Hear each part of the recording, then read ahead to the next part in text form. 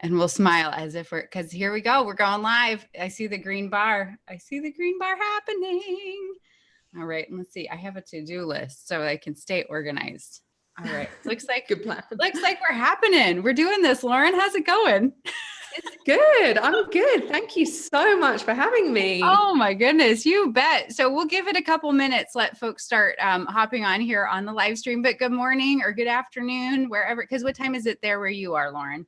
So I'm at 3 p.m. in the afternoon. Excellent, excellent. And your exact, well, not your exact location. We don't want people showing up at your doorstep, but where are you in the world? By the way, I live at, no, I'm I'm just outside Zurich in Switzerland. So I live by Lake Zurich, which is very beautiful. We're very lucky to live here. Nice. Is it cold there right now? No, it's actually super warm. I mean, I can only do Celsius. It's 17 today. Okay. I think that's around 60s. Oh. I mean, I could be way off with that. It's warm. It's like spring. That's awesome. That's so good. Well, it looks like we've got some folks jumping in. Oh, Lynn Miller is here, cooking with Fred. Alessandra, good morning and good afternoon, everybody. Oh, Stephanie says good morning. So Stephanie's somewhere here. Definitely let us know, everybody, where you're from, just so we can get an idea of where everybody's coming in from. Oh, we got Ron from Jupiter, Florida. I love it. So welcome, you guys. I'm so glad to have everybody here and to be able to wrap up the end of our month of light, which I know I've had a great time doing. I've learned some things in the process. And of course, Lauren, who's, for those of you who don't know her, I'm assuming most of you already know her because she's got a fantastic YouTube channel, which if you haven't seen it, it's linked down below.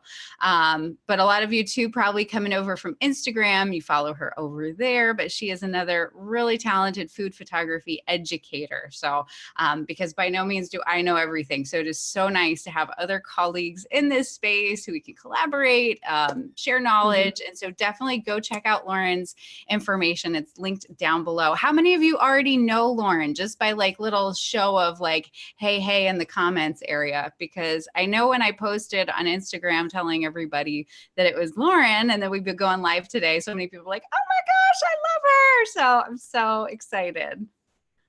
I love it. So good. Okay. So cool. Looks like we've definitely got some folks who know Lauren. Oh, we've got Ohio, Ottawa, a little bit of Canada up in the house. Oh, Lima, Peru. Oh my gosh. Oh, a couple of Cyprus. Oh, and Jacqueline's here. Good morning, Jacqueline. I believe Jacqueline's in Utah. Oh, I love it. Oh, cool. So good. So good. Okay, here we go. So let's go ahead and jump on into it. If everybody's, are you down to jump on in, Lauren? I'm down. Let's do it. I love it. Cool. And just to let everybody know, we do have the comment section rolling, so we'll be trying to keep up with that as much as possible, but we will also save time at the end for a Q&A. And so certainly, you know, I've got to think for those of you who picked up the book, Light, Science, and Magic, there were probably some questions and things you're like, I didn't quite understand this. Feel free to save those questions for the end. Happy to answer any questions and put you in the right direction there, and just general Q&A. And two, to talk about the very special offering that Lauren has coming up. So if I want to, I'm going to give you guys like a little tease. She's got a very special free webinar coming up. The details are linked down in the description, but we'll talk more about that. Ask Lauren the details about that at the end. But looks like Len is here. Roberta is here. All the people are in the house. I love it. So let's go ahead and jump into some images. So last week, well, over the last 3 weeks, of course, we covered different concepts of light. We talked about the idea of tonal variation in the very first week, that first week of February. Then we jumped into managing reflections, which I heard so many people had great aha moments about this. Like, oh, that's why that wasn't working. That's why that reflection was a problem. So hopefully that's really empowering you now in working with silverware.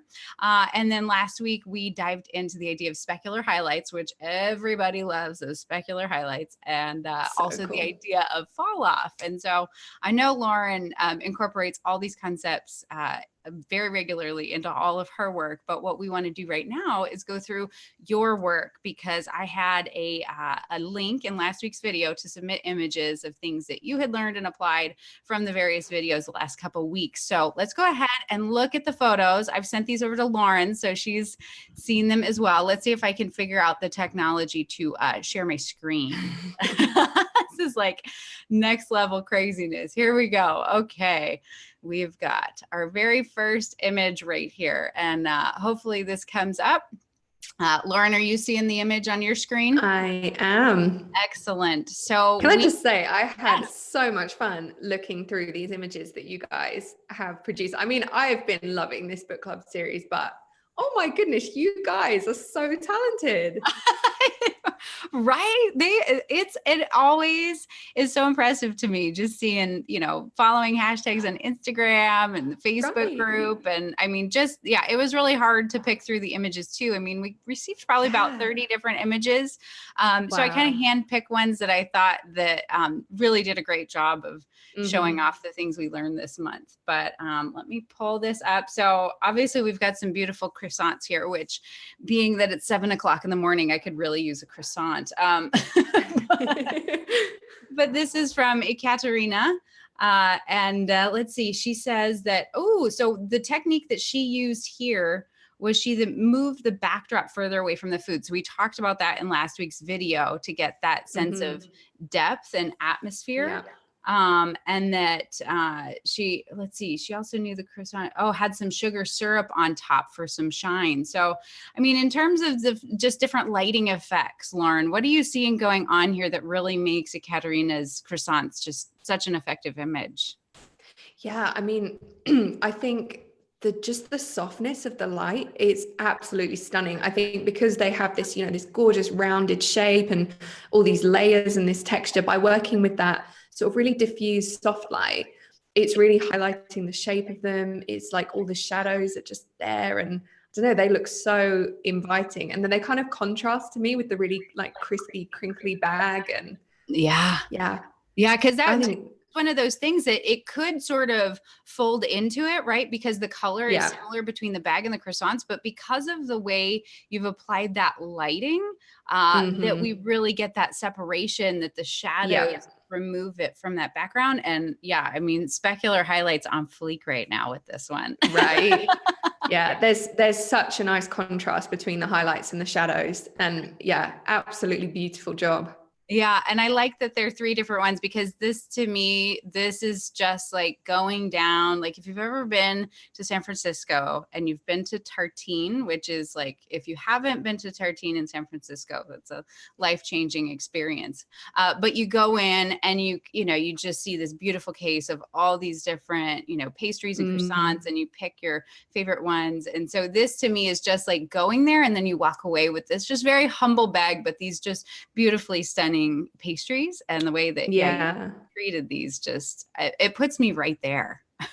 Yeah, absolutely. And I think, in Europe as well, these sort of bags of pastries and croissants is such a part of life. And they look so inviting. And the color as well, like that rich golden color is amazing. Yeah. Now, if you had to venture a guess, because of course, for those who aren't familiar with Lauren's equal love of artificial light, we're both, big fans of the artificial light, but this one I'm having a hard time telling. But if you were to guess, what would you say, Lauren? Is this artificial or natural? It is really hard to say, which I think means whatever style of lighting you've done it really well, because I think if you can look at something and say that's artificial light, then, I don't know. Yeah. I think I would guess artificial purely because of how the light is so focused on the subject. And I can see that slight, like more shadow in the background. Yeah. That would be my guess. Yeah. But, it could also be natural with some kind of a sort of fill card or something blocking some of the light. Yeah. So, well, Ekaterina, if you are on the call here on the live stream, definitely let us know. Oh, she's here. Ekaterina, let us know which one, if this was artificial or natural. Green Creator says she thinks artificial. Definitely anybody, feel free to weigh in the comment section. But just a stunning picture. So let's jump on to the next one. You ready for the next one, Lauren? I'm ready. Let's do it. All right. And tell me if you can see the new picture or if it's still stuck on the croissants. Can you see the new picture? No, I see it. Excellent. Okay, this one, it's like there's so much great going on with this photo. This is from Ilana. This is a picture of, I think it's pretty obvious what it is right off the bat. It's Octopus. It is. And what I love too in the submissions that we got for this week's live stream were that so many of them were not your predictable foods, right? In the sense of like the predictably beautiful. We have another one in this collection too that's like, okay, that's not something you see every day. So and I love the caption that she's got here. I've always had a thing for tentacles. I have to say, I agree. So let's see what Alana said. In terms of the things that she applied for this image, she said specular highlights. What fabulousness. And I don't know, do you remember, Lauren, the first time you learned about specular highlights? Like, do you remember that moment? I do. And I remember that feeling of just looking at this picture and being like, it has sparkle on it. And it's just like this magical moment where you realize like, that's the shabam, like that's the thing. That's the thing I've been missing. Cause there's so many people who watched last week's video who like it's the thing as a photographer, right? Like you start doing stuff and you're like, I just know it's missing something. And so then, suddenly when you realize how to extract these kind of specular highlights, it's just whole new world. Yeah. It's like a photo, you see it, you have to stop and take a minute and like really have a good look. Yeah, which this image from Alana is definitely one of those. So let's hop back into it here. Oh, is it off center? Let's see. Oh, here it is. Ta-da, ta-da. There we go. So let's talk about the light going on here. One thing I'm going to note is that I just really love that we've applied a dark background here. I think that was a really smart choice, just to really set off that octopus, because we also have the white flesh and like the interior of that tentacle, that piece of octopus, and also showing off the highlights. But from a lighting perspective, Lauren, what are things that you like that's going on here? So when I was looking at this, I think there's two things that really struck me. First one, the color, the fact that it's so singular in color, it makes it so striking. But from the lighting perspective, I think that's what's made it work so well is the amount of tonal variation that Alana's managed to capture. Like look at that tentacle, you've got every visible tone right through from the specular highlights through to the shadows. And it's almost a photo, it's almost a painting, like it's so beautiful. And I think that, she absolutely nailed that tonal variation. Yeah, no, that's such a good point. Yeah. But at the same time, like, we haven't lost the details. And you're right, there is kind of a painterly quality to this, which it's like a piece of art. It is, which I mean, again, for something that's a little creepy and crawly, is so impressive. It really is. And I do love that color. I don't know if Alana's in the group right now. Now, knowing Alana, she recently went through my flash course. So I do know that she's been shooting more flash. I'm not entirely sure with this image if it was artificial or if it was natural. Would you venture any guesses here, Lauren? I'm going to go with flash again. Yeah, because one of the things about flash that I find is that in certain ways it is easier to sometimes capture those specular highlights, like in this situation, that you just get that extra shine factor from the power and the intensity of the light. So this is fantastic. I love this image. Yeah, it's amazing. All right, well, let's hop on to the next one if we shall. So we have got a pink cake here, and this is from Steph Simmons. Looks like she's in Salt Lake City, Utah, not too far from where I am. Are you seeing the pink cake there, Lauren? I am. Excellent, excellent. So one of my favorite color combinations like in life is pink and gray. Like it is just such an effective combination of colors. And I mean, she says it in the caption, but the very first thing, one of the first things I noticed was she matched her nails to her cake. Right? The details, people. I love it. And that the sleeve, I think that's the sleeve kind of the arm behind then there on the right side is then also a similar color to the raspberries. I mean, this takes a lot of thought to plan a shot like this. Yeah, absolutely. we're making wardrobe decisions. But in terms of the which I've been known to do, and then I'm like, I should change out of the yoga pants. The yoga pants are not going to be cute for Instagram, Reluctantly, right? But she said, Steph said that in terms of what she applied here, what she learned from the Bite Shop Book Club this month was just to create the distance from the subject in terms of that background to get that darkness, which I mean, I think that just really helps to elevate this subject and really give it some depth and some atmosphere. That's what we talked about in last week's video, that atmosphere is just such an effective tool to make an image with impact. But what do you see in here, Lauren? Yeah, absolutely. I mean, I think exactly what she said with the distance of the background, it allows that cake to be the brightest thing in the frame.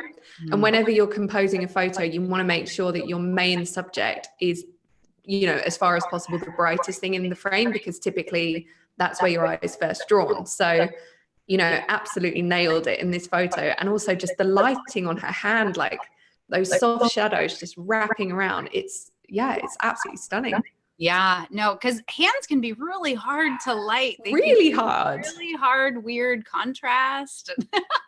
Yeah. She's done a beautiful job. And on the topic of composition, because that's what's so fascinating about so much of, what we do. Let's see, hold on. Where's oh, here we go. I'm going to pop us over to our faces again. What's so interesting about what we do as food photographers is that not all these tools are not siloed, that just, that you have to understand that how the impact of the lighting then ends up impacting the composition and the styling, and that all of these things, you build and build and build. And that's the beauty of the journey of food photography. But you can't just like apply the one thing. But you've got something exciting coming up regarding composition, right? I do. So I am teaching a free workshop this Sunday. I'm doing it at 2 different times to try and capture as many time zones as possible. So we've got one going at 10 a.m. PST, 1 p.m. EST, and then one at 4 p.m. PST, 7 p.m. EST. And I'm going to be teaching 3 different composition techniques that I use a lot of the time. That isn't the rule of thirds, because I think everyone kind of gets the rule of thirds and is maybe a little bit sick of it by now. So we're looking at the golden triangle, the rule of thirds, and leading lines, which I just think there are 3 slightly more advanced techniques that can really just help you elevate that composition a little bit more. Yeah. Oh, that's what it's all about. And, when we covered composition last month on the Bite Shot, it was, there's so much more to it than just throwing some simple rules at it that really understand those foundations, which you do so beautifully. So I'm excited that you're offering this for people. So if people want to jump in and get in on that and hang out with Lauren, you can go find the details. It's all linked down below. So go sign up, go join her. She's fantastic. If you didn't already know her, I'm glad to introduce you to her today. So we want to jump into the next photo. Yeah, let's do it. Ready? Okay, we've got something healthier. We went from the cakes, which we had that beautiful cake from Steph. So now we're going to jump into something a little bit healthier here, but equally delicious looking. That's what I've got to say, is that when you can make your veggies look delicious, that makes them that much more appealing. So this image is from Marina. It's a veggie plate. And she said, like so many people, I feel like that was the big takeaway of this month was specular highlights. Like everybody, and 2, you just sound really fancy when you say specular highlights. Definitely. It's like when you show up with lighting gear to a shoot, they're like, oh, you must be a photographer, right? Like, like, oh, you're professional. Super professional. Exactly. So you just start throwing those terms around. We'll have to come up with Cover Color next month, come up with some sort of fancy term. I'm sure there's one in there, but we've got this beautiful veggie plate, and absolutely indeed, the way that the specular highlights play here, it just elevates this image, because it is a very simple image. I mean, there's obviously a lot of styling that went into the composition of the food itself, but then, really being intentional in terms of how that light was placed so that we're bouncing off of the tomatoes. And I mean, this is like pure evidence of why food photographers love tomatoes. Like, right. Once we get those summer seasons, we're going to see tomatoes for days, because they just play so beautifully with light. But we even look at that celery, and you see that soft, kick of highlight that really gives a sense of texture and depth to even the celery. I mean, it's beautiful. So what are you seeing going on here, Lauren? Oh, I mean, like you said, if you can make celery look good, you've made it. That's like no, I love the richness of all the colors. It is a simple image. It's a simple food.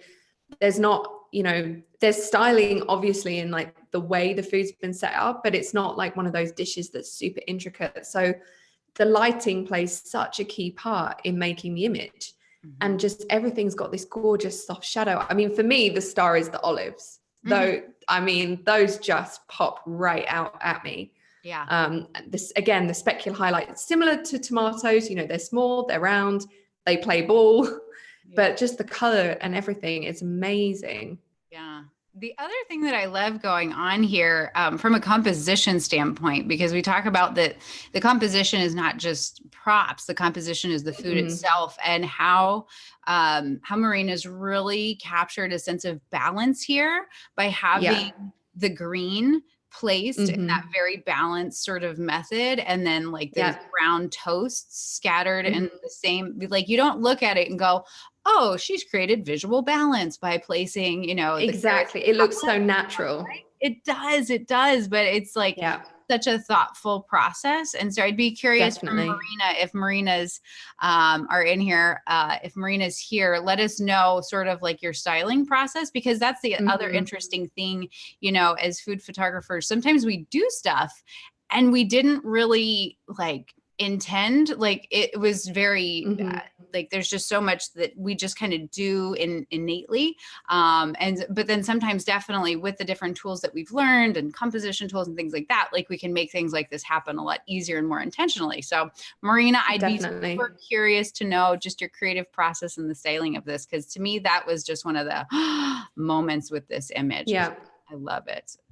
Would you venture a guess, and certainly those of you in the comment section, venture any guesses if this is natural or artificial light? Do you know what? I think I'm going to go natural for this one. Yeah. I can see that, because we've got why are you saying that?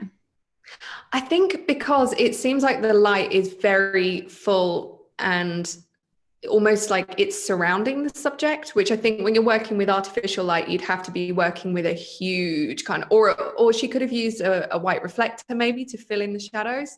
But I'm gonna guess natural.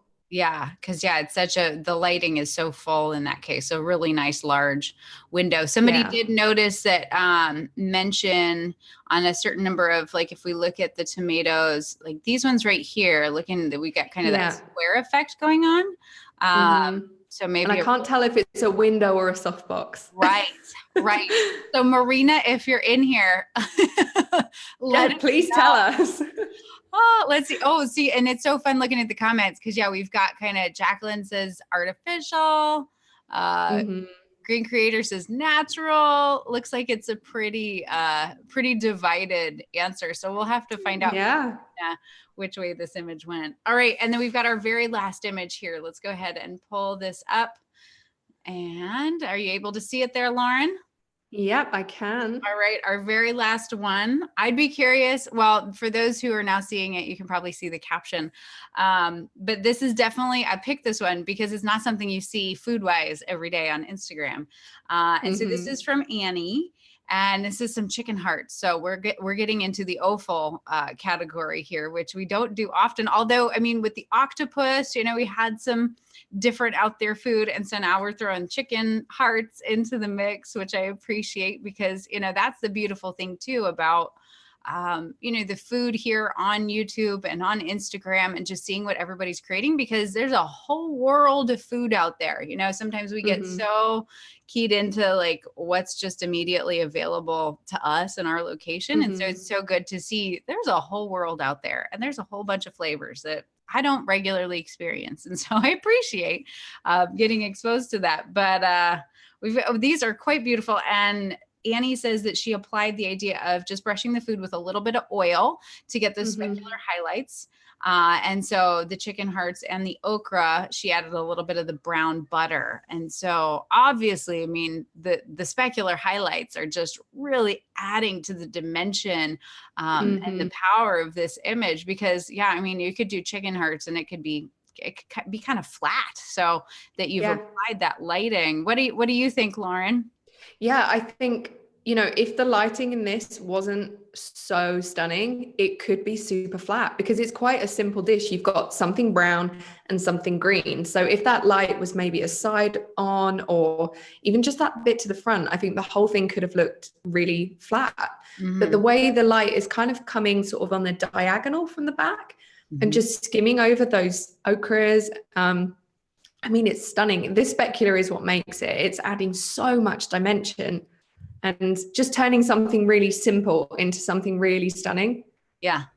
And those are some of my favorite images too, as I look through. I mean, obviously we're bombarded with images every day of food and looking through a lot of publications and things. And I realize so much of the images that I love, it's humble, it's simple, but it's really the light that takes it to the next level. It is. It is. And I think it's so easy to underestimate how much lighting makes a difference in your image. And this is partly why I love artificial light and being able to experiment, because you have so much control and you can try so many different things and get really creative. And yeah. And this is beautiful. She's got kind of a little 3/4 backlight kind of direction going there. Because I agree with what you said, Lauren, that if it was more side light, that this wouldn't be quite as powerful. But the opportunity in that 3/4 and that backlighting situation, because even you look at the pot in the background, that you get that nice pop and that lift and that, because I mean, let's be honest, like chicken hearts, that's a pretty heavy food, right? Like eating that's not, it's not like eating a salad. So to add that lightness and that energy to it, it's all in the lighting. It is. Yeah, it's a beautiful image. Well done, Annie. Let me see if I can hop back over here. And that's the other thing too, that I was, there's conversation that was going on in our Facebook group recently for the Bite Shot about the idea of somebody was frustrated with their lenses. And so we were looking through the images, and in reality, it wasn't so much the lenses as it was the light. And so anytime somebody is really frustrated, thinking it's the gear, I always say, look at the light first, because the light can massively change your perception of an image. Have you noticed that to be true, Lauren? 100%. And it's something that I talk about a lot as well with sort of my little tribe of food photographers, is that, the gear is really secondary to your skills, and like you can do a lot with not very much, but learning how to work with light, learning how to use your gear properly, like get comfortable in manual mode, do the research, do the work, and it's going to pay dividends. But you're so right. I think, I can't remember what the percentages was, but there was a quote that one of my other photographer friends shared, like something like an image is 80% light, 10% creativity, 10% the camera. And so when people come to me and they're like, oh, I don't like my camera, should I get this one? Should I get this one? It's trying to make people understand that if the only thing you change is buying a more expensive camera, you're probably not going to notice that much of a difference. Right. You're way better off investing in, your knowledge about light and those kind of things, because they really make the photo. Absolutely. Yeah. No, I mean, I'm guilty of that. I did that exact thing. I bought my first camera and I thought, oh, it's the camera's fault that I don't like these images. I've done the same. And now I go back to that camera and I'm like, this is a great camera, because now I know how to shoot. So let's see. Well, let's go ahead and jump into the Q&A if you're up for that. Oh, we've got so many great comments and so much good conversation going on. I'm so glad everybody's here. Have you any questions that you've seen pop up that caught your eye, Lauren? I am just having a scroll. We've got what's shaking bacon. There we go. What's shaking?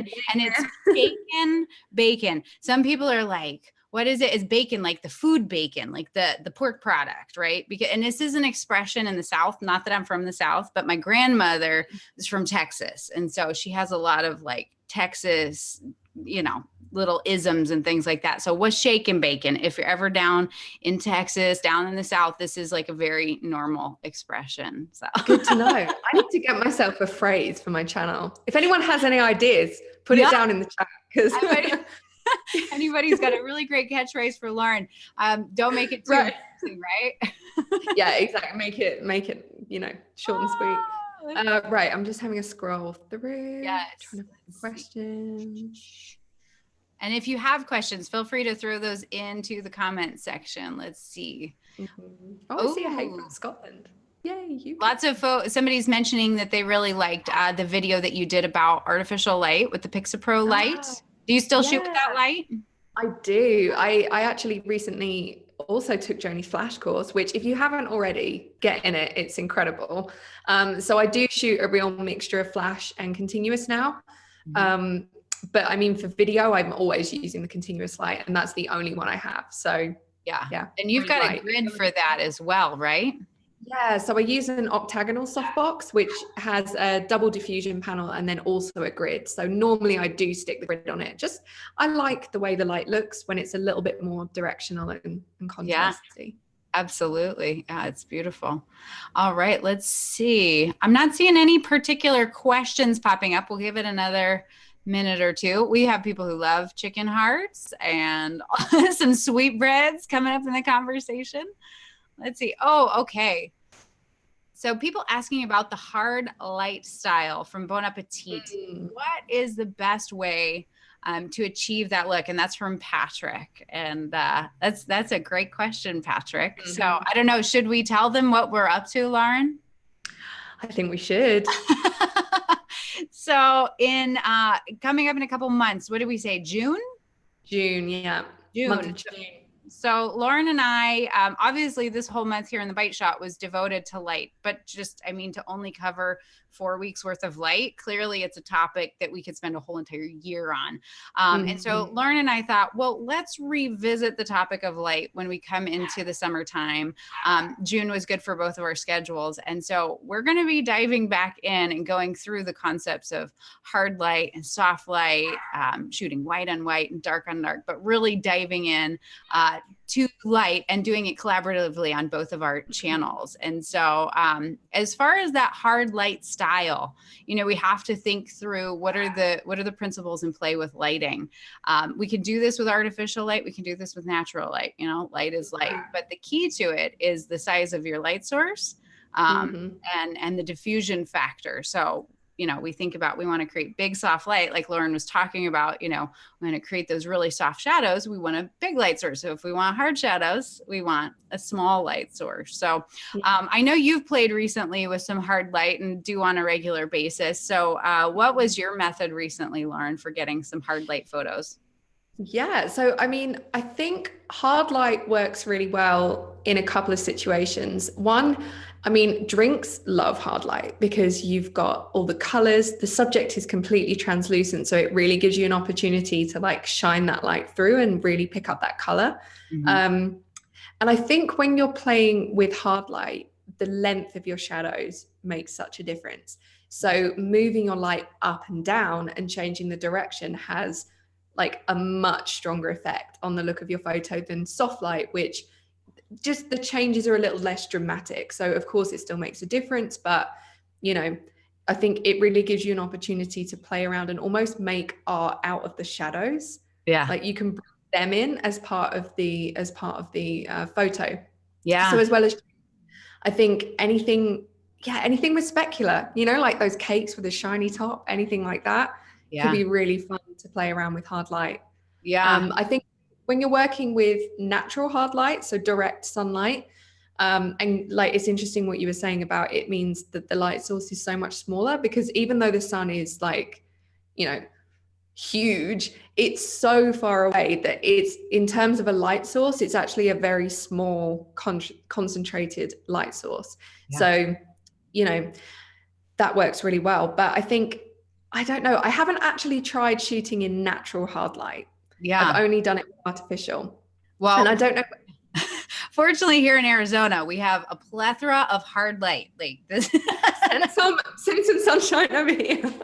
Because we never get, I mean, I say never. I did this a couple weeks ago. I did a video where I'm like, we never get clouds. And then I'm shooting outdoors and people are like, there's clouds, Joni. I'm like, okay, I exaggerate. I'm a little dramatic, but we definitely have a lot of hard light going on here because that sun is unobstructed. So if, if you're trying to create hard light on a cloudy day, that's not, natural light's not going to be the way to go. So then you're going to want to resort to artificial then at that point, whether that's a bare flash or that's a flash with, some real thin diffusion, kind of playing around with it. But yeah, I think you've got to be a student of the shadows to really, I mean, we focus so much on light as photographers, but just as powerful is really keying in what are the shadows doing and how, if I move the food further away from the window or if I move the light further away, how does that impact the image? So, but we'll get more into it. We've got some really fun resources coming in June, some really great demos. So we're going to have some fun.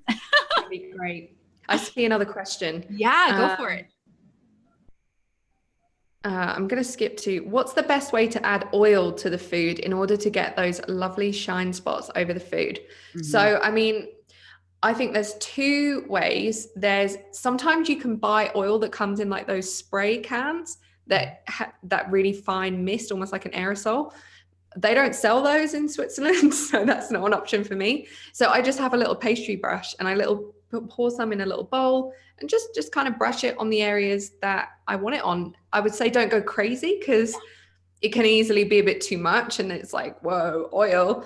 Yeah. But, I think just that precision of a little brush will give you, just those spots that you really want. You can pick up pastry brushes. I mean, here from most grocery stores, I assume it's the same over there.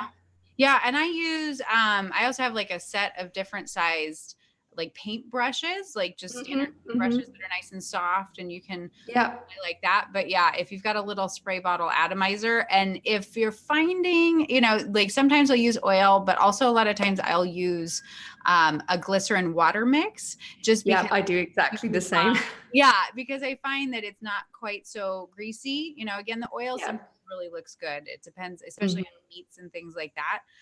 Or even like if you've cooked a steak or a roast or there's some sort of meat, using the juices that were reserved from that. So if you like roasted something, if there's reserved juices, like reintroducing the juices from that can also look really supernatural. So right. And particularly I use the water and glycerin mix in a spray bottle, like the regular one that you kind of pump when I'm doing photos of produce. Because if you just keep spraying it on the same spot, it beads up and it looks like that kind of really fresh condensation. So it's like you get that really crisp, like straight out of just been washed look, and it doesn't move for like the whole time you're shooting. So, and it works on drinks as well. So, and I'm listening to us and I'm like, we are such nerds. Like for real. Is paying attention to the beauty. I love it. This is what I love, because most other people are like who don't do this would be like, she's paying attention to what you're, oh my gosh, I love it. All right, let's see what other questions we've got. Okay, so question about blueberries, simple syrup for highlighting. So blueberries, raw blueberries. Here's my big recommendation. This is specific to blueberries, although I'm going to think there's probably also stone fruits that this applies to too. Do not wash them.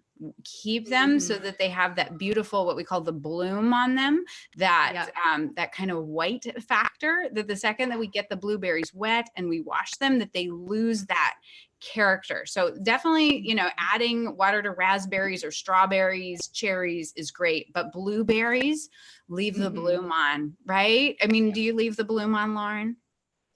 Excuse me. Yes, I do. Getting too excited about blueberries over here. I do all choked up. I do actually have one photo of blueberries where I did do the glycerin thing, and it was one of my first experiments with macro.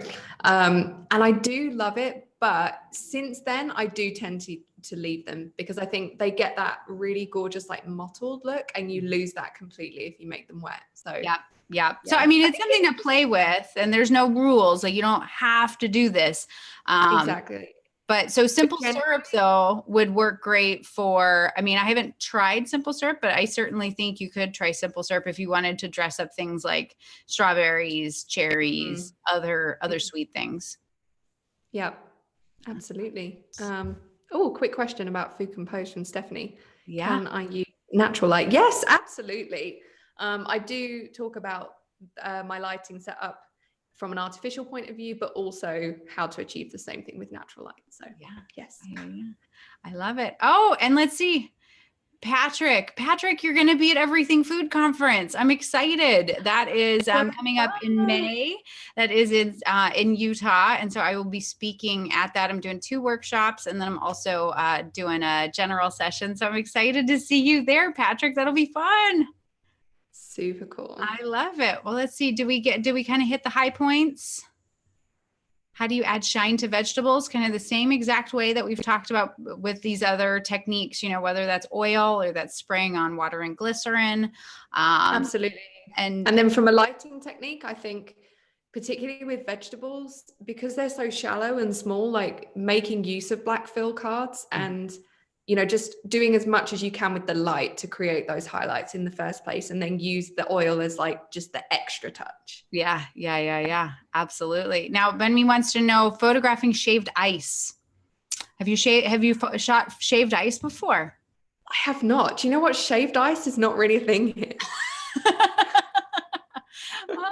I maybe she's in Hawaii or somewhere else, but shaved ice. Man, I want to go somewhere with shaved ice. I can imagine be quick is a tip. Exactly. Timing. It's probably a lot of the same tips that I've got a video all about shooting ice cream. And so probably a lot of those great video. Well, thank you. So a lot of those tips would still apply just in terms of setting your scene, making sure everything's locked down before you introduce your hero. But depending on the shave of the ice, because, I think of like, there's definitely like the snow that they have, like when you go to Hawaii, they've got that really super, like it's as if it's actual snow, has a very different texture than say like the shaved ice that we get here in Phoenix, which is more of like an icy effect. And so if you've got that more icy effect on it, certainly play on those specular highlights because those will pop up off the shiny factor of the ice. But if you've got something more like snow, that's going to read a bit more matte. So just making sure you have enough tonal variation then in terms of your lighting to really make that, get that texture extracted. Good tips. Yeah. Let's see. Well, I think we're doing pretty good. Let's see. I think there was one more. So there's a question as far as shooting LED or flash. So, and I'll let you weigh in on this too, Lauren, because both of us have both. As far as LED at this point, I use my LED mostly exclusively just for shooting video, because obviously you need a continuous light source for artificial for shooting video. And then flash is for my stills, just because I have that added level of control. And I mean, I am working in a controlled environment here in my studio, but just in terms of the look and the control and the flexibility and the consistency that you get with flash that you don't necessarily always get when shooting continuous. So that's my personal. How about you, Lauren? Yeah, I think as well as that, they're just good for different things. If you want to capture those like really crisp action shots, then flash is the way to go because even if you can't shoot at 1/8,000th of a second, you can use the flash settings to do that. And I just think it gives you more flexibility. Whereas when you're using an LED light for stills, you've got to have the rest of the room in pitch black, which, even in my office here where I've got blinds that go down, but there's still some ambient light and that's always going to affect the photo. Whereas with flash, I can control that. However, I loved my first venture into artificial light was with continuous light. And I love it because it is just like what you see is what you get. And it's a great introduction. If you've never worked with artificial light before, it's a really easy way to get started. And like you said, now you need it for video. And I don't know. I like both. They're just different. Exactly. Yeah. And there's definitely moments when I'll have the LED up from having shot video and then I'll have I'll look at it and I'll go, oh, that's beautiful. I just have to shoot it like that. So exactly. Yeah, exactly. It depends on the application. There's not a right or wrong. And certainly everybody's got their personal favorites. So definitely. I love it. Well, good. Well, we've probably yammered on long enough, but I thank everybody so much for joining us here on the live stream today. Lauren, do you have any parting words? Obviously, we've got your workshop for those, your webinars. We've got those linked below for anybody who has not jumped in on those. This is a huge opportunity, some great time with Lauren. So be sure to jump on that. But anything else you've got for the good of the cause, Lauren? Oh, I don't know. Just, I mean, thank you. Just like a big moment. It's a big, don't screw it up. It's a big moment. This is like, what's my biggest piece of wisdom? Okay. Everything to know. Just listen to Joni. She knows what she's talking about. No, seriously. I think, you know, if you've never tried artificial light before and you're afraid of it, don't be. Like, really just give it a go. It's not that bad. And it really will just open up creativity for you. So yeah, I mean, thank you so much for having me. I've been a huge fan of the Bite Shop for so long, as have all these people here. So so great to be here with you. Thank you. And yes, for those of you who have not checked out Lauren's channel, she's got some great stuff going on there, and I believe some new videos coming out maybe. Yeah, very, very soon. Ooh, exciting. So this is the best part. There's going to be just education on education. We just keep on rolling. But thanks so much to all of you who joined us here live today. I will be kicking off a new, let's see, hold on. I got it right over here. Da, da, da. We're kicking off in the month of March. We're going to be talking about color, all about color. And this is like, so this, if you've taken any art classes or you've gone to art school, you probably know this book. This is like the book on color. And this, we're going to get a little out there, because this is not just like yellow and blue are complementary colors. Like, this is going into some pretty wacky foundations, but we're going to do it together. We're going to play with colors together. I'm super excited because color, I mean, color, please. Like, is there anything better? So we're looking forward to that. If you want to get the details on how to get this book, I've got it linked in the description box below, all the details of the Bite Shop Book Club. And then in April, we're going to get into business stuff, because this is probably one of the areas I get the most questions about is business stuff. How do you actually make money as a photographer? How do you make a sustainable business at that? So coming in April. Keep your hats on, folks. It's going to be so good. So with that, I think we covered it all. And thank you everybody who submitted images, putting yourself out there like that. But thanks so much, Lauren, too, for taking the time to spend with us today. It was a real treat to have you here. Oh, thanks. All right. Well, to that, y'all have a wonderful day. And this will be posted for replay if you missed the beginning. But with that, we'll say adios, amigos. Ciao. Ciao.